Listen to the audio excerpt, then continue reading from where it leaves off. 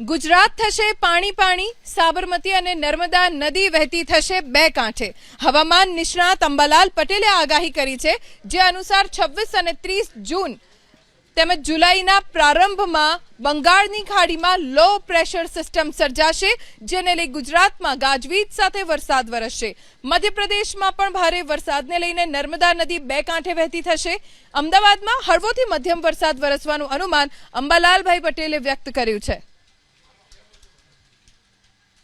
હમણાં સિસ્ટમ લગભગ ઉત્તર ભારત તરફ જશે. ગુજરાતમાં કેટલાક ભાગમાં વરસાદ હળવો થવાની શક્યતા રહેશે. આમ છતાં સૌરાષ્ટ્રના કેટલાક ભાગમાં હળવો ભારે વરસાદ ચાલુ રહેવાની શક્યતા રહેશે.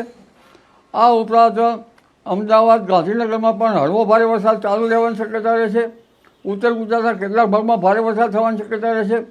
આ ઉપરાંત સાબરકાંઠા, પૂર્વ ગુજરાતના ભાગોમાં પણ કેટલાક ભાગોમાં ભારે વરસાદ થવાની શક્યતા રહેશે. અરવલ્લીના ભાગોમાં પણ વરસાદ થવાની શક્યતા રહેશે. કચ્છના ભાગોમાં પણ કેટલાક ભાગોમાં વરસાદ થવાની શક્યતા રહેશે.